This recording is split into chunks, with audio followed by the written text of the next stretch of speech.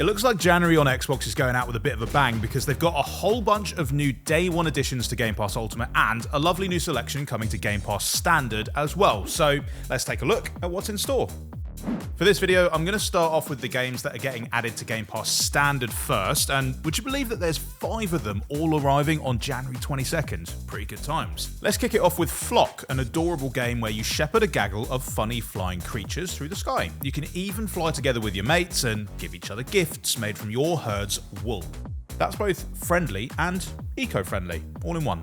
Then Kunitsugami Path of the Goddess combines tactical town defense with third-person action and also boasts a lovely, painterly art style. If you're a fan of Okami, you're going to be all over this one. I have to say it's probably one of the most unique combinations of genres I've ever seen on Game Pass, so definitely worth a spin. Magical Delicacy is a Metroidvania-inspired cooking game where you play as a young witch who whips up tasty treats and magic potions for the local townsfolk. And then Xbox Series X and S owners can take a trip over to the tropical world of Chia. The whole thing is one ginormous sandbox complete with all manner of creatures and actual sand. Don't often see that in a sandbox game.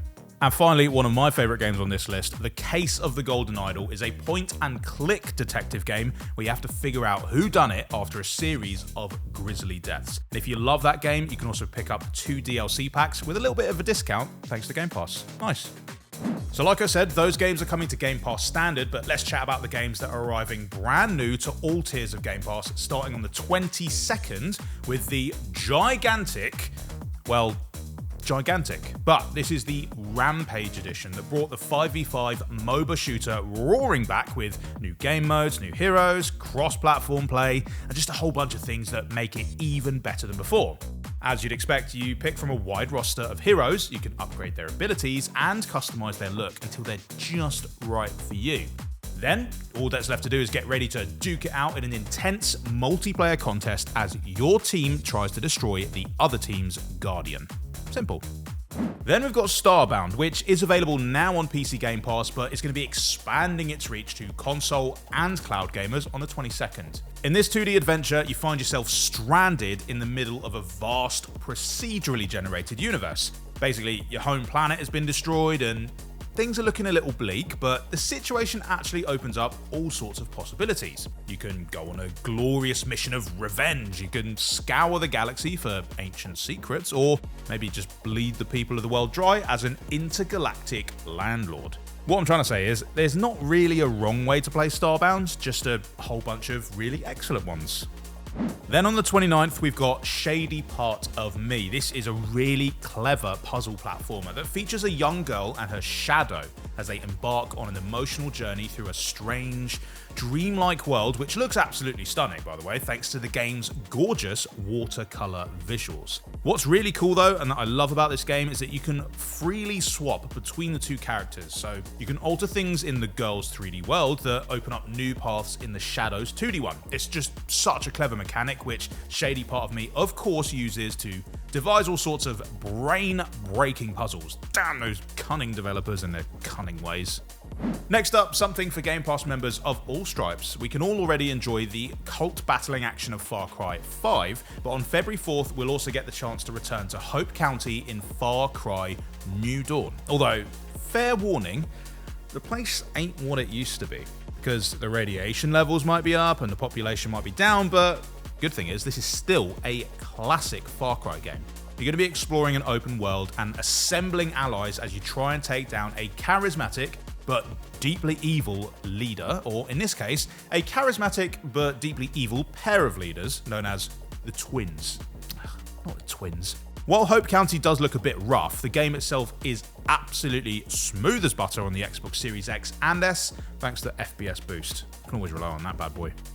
Now, let's get into the shiny new games that are coming day 1 to Game Pass Ultimate and PC Game Pass, starting with Lonely Mountains Snow Riders. This is the sequel to Lonely Mountains Downhill, and it arrives on the 21st. It swaps out the mountain bikes for a nice set of skis. You can race against your friends online, you can pull off badass tricks and seek out hidden shortcuts, or just enjoy the scenery. I mean, with pristine 4K 60 visuals on the Xbox Series X, it does give gamers a variety of stunning vistas to go hurtling through at incredible speeds, with bits of wood just tied to their feet, just as nature intended. And then on the 28th, we're getting to the orc killing business once again with Orcs Must Die Death Trap. And you'll be facing off against an endless horde of evildoers in a third-person actioner, including some that aren't technically orcs, but they very much fall into the must-die category.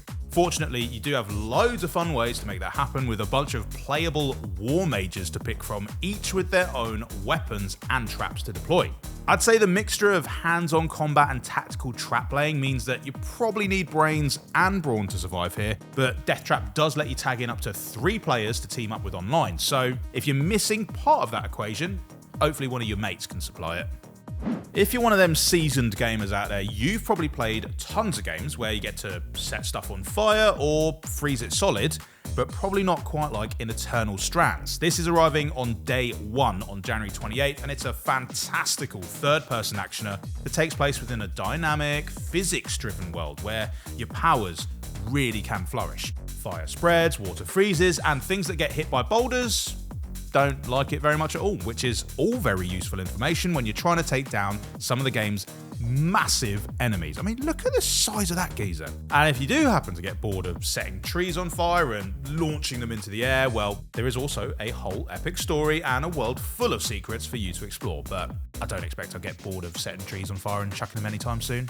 Nah. Proper excited about this one because Sniper Elite Resistance has its sights set on January 30th, and you know these guys, they don't tend to miss. The latest entry in this beloved third-person shooter series is going to see players doing their bit for the French resistance. Sharpshooting skills are obviously a must, and the X-ray kill cam returns to make them super gratifying too, and super gross. You're also going to need to plan out each mission very carefully with multiple targets to take down in each mission and multiple ways to go about doing it. So from the gear that you pick to the tactics you employ and whether you even decide to go it alone, because it is available in co-op too, Sniper Elite Resistance gives you loads of room to decide how you want to play.